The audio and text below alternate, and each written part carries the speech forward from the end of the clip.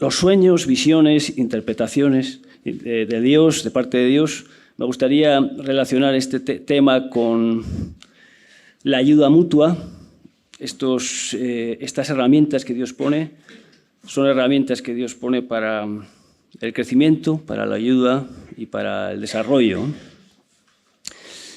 José tuvo sueños e interpretó sueños. Él tuvo sueños en su vida de joven, a los 17 años, cuando estaba con las ovejas. Él tiene dos sueños, ¿no? Y uno de los sueños, bueno, él lo cuenta a sus hermanos. El segundo sueño, que ya él discierne en cierta manera, que involucra a sus padres, pues se lo cuenta también a sus padres, como el sol y la luna y 11 estrellas se inclinaban hacia mí, ¿no? Entonces los hermanos le aborrecían y sus padres, Jacob, le reconvino y le dijo: oye, ¿qué es esto que nos estás diciendo? Que nos vamos a tener que postrar yo y tu madre ante ti. Pero su padre meditaba en el asunto, ¿no? Y yo creo que ahí, cuando tenemos un sueño, no tenemos que ir al primero que le contamos, le soltamos el sueño a cualquiera. Los sueños, ni siquiera Jacob tuvo la interpretación. Era un sueño que se iba a ver en la proyección, en el futuro iba a ser descubierto. Entonces el sueño, en este caso José, alimentó más ya la inquina que tenían sus hermanos, ¿no? Y creo que José tenía sueños y su interpretación, esos sueños tenían que ver con una realidad de su pueblo y con una protección para su pueblo, ¿no? Dios utilizó a José para una preservación del pueblo de Dios. Y en el caso de Daniel, Daniel interpretó sueños y tuvo visiones. Así él le reconocía a uno de los reyes, ¿no? O de los, decían, aquel que tiene el espíritu de los dioses santos, ¿no? Y José, volviendo a José, decía: no está en mí, Dios será el que dé interpretación, ¿no? Los sueños o cualquier visión son parte de un regalo de Dios. Dios nos lo pone y es por medio de su Espíritu Santo. Entonces, Daniel interpretó sueños y tuvo visiones, y yo creo que él tenía una misión en medio de ese mundo, de esa Babilonia, de ese destierro. Tuvo una misión de ser un emisario hacia el pueblo gentil, hacia una necesidad. Tenían sueños, Nabucodonosor tuvo varios sueños y él los interpretó. Y entonces fue una herramienta de Dios para mostrar al mundo el plan de Dios. Y tuvo una incidencia grande en medio de ese reinado. Me gustaría ir a Job, capítulo 33, versículos 14 al 16. Dice: sin embargo, en una o en dos maneras habla Dios, pero el hombre no entiende. Por sueño, en visión nocturna, cuando el sueño cae sobre los hombres, cuando se adormecen sobre el lecho, entonces revela al oído de los hombres y les señala su consejo para quitar al hombre de su obra y al apartar del varón la soberbia. Yo no entiendo que son las únicas maneras en las que habla Dios. Dice en una o en dos maneras, es el ejemplo que pone en este texto, pero hay más maneras, ¿no? Pero en este caso habla de la manera suave, sutil del sueño, y luego la segunda que no hemos leído es cuando dice, cuando está en la cama y atormentado a la persona, ahí el Señor también habla, ¿no? en la dificultad, en la enfermedad, en el sufrimiento. Entonces, estar atentos a las maneras sencillas en las que Dios nos habla para encaminarnos, para apartarnos quizás de nuestras ideas y corregirnos.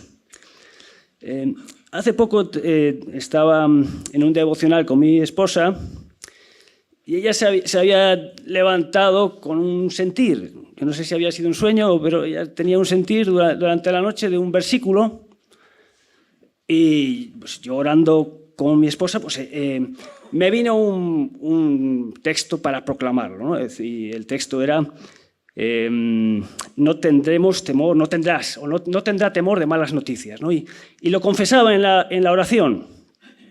Y entonces, al terminar ese devocional, Raquel, mi esposa, me dice, pues ese es el versículo con el que me he levantado hoy. Y es una manera en la que ella no me había dicho nada, pero vimos, ¿no?, la mano del Señor. Justo ese día nos llama Unai, creo que fue, y estábamos esperando el tema de la noticia del cáncer de mi hija.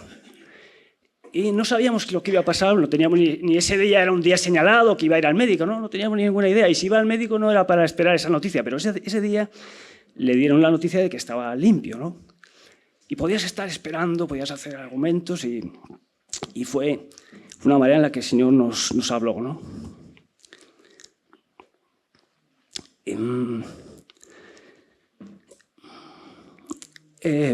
Otro día,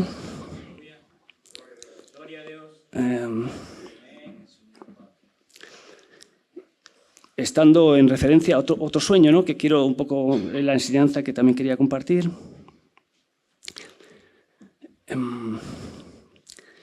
Nuestros hijos tienen situaciones, dificultades, etapas, y estaba orando por uno de mis hijos, que en una etapa difícil.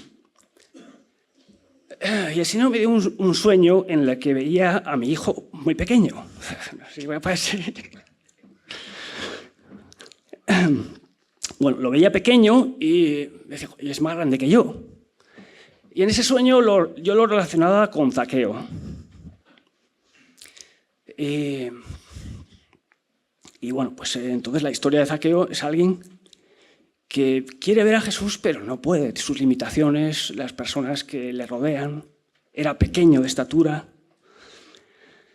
Entonces Zaqueo dice que se abalanza, se encarama en un árbol para ver al Señor. Y esa conexión, ese momento de ver a Jesús es lo más importante, ¿no? Como el ciego de nacimiento que tuvo un encuentro con el Señor. Y yo veía en este sueño, o en esta carga, ¿no?, por mi hijo, cómo necesitaba ayuda.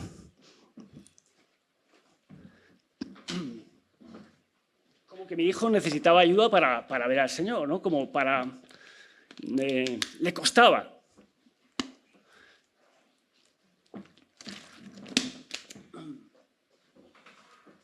Y esa ayuda la podemos nosotros facilitar.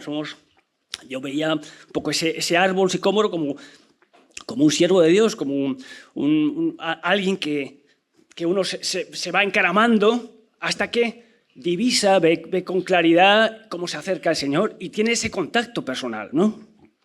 Y entonces, ¿de qué manera podemos ayudar a alguien? Pues orando, ¿verdad? Orando fundamental, orando en el Espíritu, como hemos escuchado también en el retiro, como Eliseo oró por su siervo para que el Señor le abriera los ojos, pero también dando la palabra oportuna, buscando la palabra que es la palabra que le quite, ¿no? Dice la palabra oportuna, cuán buena es. Y pues mandándole algunos mensajes, buscando que el Señor le quite toda trama, toda esa limitación. Y bueno, pues hay fruto, y vas viendo la mano del Señor y no ves que son etapas y que hay que seguir peleando. Pero esa manera, ¿no?, en la que el Señor nos habla, ¿no?, de ser ayudadores, de ser soportes, hasta que uno puede ver de manera personal, ¿no?, de encaminar a nuestros hermanos, ¿no? En Gálatas capítulo 6, del 1 al 10, dice: hermanos, si alguno fuere sorprendido en alguna falta, vosotros que sois espirituales, restauradle con espíritu de mansedumbre, considerándote a ti mismo, no sea que tú también seas tentado. Sobrellevad los unos las cargas de los otros y cumplid así la ley de Cristo, porque el que se cree ser algo no siendo nada, a sí mismo se engaña. Así que cada uno someta a prueba su propia obra y entonces tendrá motivo de gloriarse solo respecto a sí mismo y no en otro. Porque cada uno llevará su propia carga. El que es enseñado en la palabra haga partícipe de toda cosa buena al que lo instruye. Hay una reciprocidad y estamos, ¿verdad? Y nos alimentamos mutuamente y el que es instruido también nos bendice. Dice, no os engañéis, Dios no puede ser burlado, pues todo lo que el hombre sembrar, eso también segará. Porque el que siembra para su carne, de la carne segará corrupción, mas el que siembra para el Espíritu, del Espíritu segará vida eterna. No nos cansemos, pues, de hacer bien, porque a su tiempo segaremos, si no desmayamos. Así que, según tengamos oportunidad, hagamos bien a todos y mayormente a los de la familia de la fe. Amén. Habla de vosotros que sois espirituales, ¿no? Y tenemos nuestra carrera es una carrera espiritual, ¿verdad? Puestos son los ojos en Jesús, autor y consumador de la fe, ¿verdad? Y con la fe no es algo tangible que podamos manosear, es espiritual. Y el Señor quiere que vivamos en el Espíritu. Entonces, en el Espíritu podemos, aquí como dice, restaurar, podemos corregir, restaurando, ¿no? Con el propósito de restaurar cuando alguien es sorprendido en alguna falta. También habla de sobrellevar los unos las cargas de los otros. Y dice sobrellevar las cargas los unos de los otros y luego a continuación dice cada uno llevará su propia carga. Yo estaba pensando en alguien que empieza a andar en bicicleta y está su padre que le sujeta la bici y le va, bueno, vete aguantándote y hasta que da los pedales y hasta que, bueno, le suelta un poquito, pero se tambalea, le vuelve a sujetar.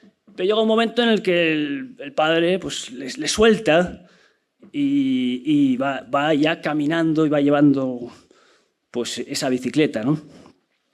Y al final, pues cada uno, la realidad es que vamos a tener que llevar nuestras propias cargas. Si no, va a querer que nosotros tengamos nuestra relación personal con Él, de tal manera que Él sea suficiente, ¿no? Y en Él podamos encontrar la respuesta a cada una de las cargas. Pero el Señor también quiere que podamos sobrellevar los unos las cargas de los otros y así estimularnos, animarnos y poder en esos momentos difíciles, de esos momentos de transición, tener a hermanos que nos ayudan, que han pasado por esa misma circunstancia. Y bueno, pues para terminar, en nuestro peregrinaje, en nuestra vida espiritual, vamos a tener muchas montañas, valles. El otro día pues, nos gozábamos de cómo pues, un hermano que lleva pues, tantos años en el Señor, pues pedía consejo, nos pedía consejo en el consejo precisamente, ¿no? En la reunión de consejo, y eso nos estimulaba, nos corregía, de decir, oye, no, da igual el tiempo que llevemos recorrido, habrá situaciones en las que vamos a tener todavía que pedir consejo, vamos a tener que sobrellevar las cargas los unos de los otros y mostrar nuestra realidad. Queremos ver hombres que no tienen debilidades, pues el siervo de Cristo mostrará las debilidades personales, pero siempre con la intención de fortalecerse en Cristo. Amén. Y que podamos unos a otros pues, ayudarnos a que ese fortalecimiento sea real en nuestras vidas. Y en Isaías 40... conocemos este texto, ¿verdad? El 29, versículo 29, Él da esfuerzo al cansado y multiplica las fuerzas al que no tiene ningunas. Los muchachos se fatigan y se cansan, los jóvenes flaquean y caen, pero los que esperan a Jehová tendrán nuevas fuerzas, levantarán alas como las águilas, correrán y no se cansarán, caminarán y no se fatigarán. Amén. Nuestra aspiración es correr en ese viento también, ese impulso y volar en ese viento del Espíritu. Y para volar hay aves que enseñan a sus crías a volar. No tomamos el ejemplo de las aves que despeñan ahí, le cogen a las crías y las despeñan.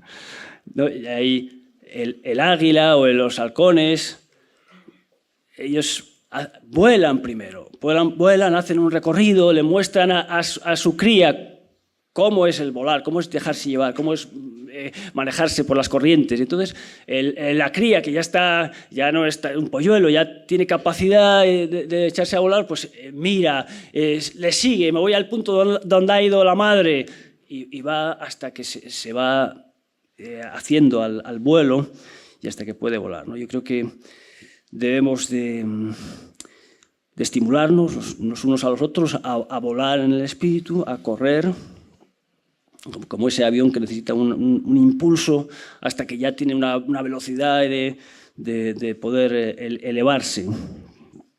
Y bueno, pues que sirvamos de estímulo unos a otros, velemos unos por otros, nos ayudemos, estemos atentos para ser parte del cuerpo, ¿verdad? Somos cuerpo de Cristo.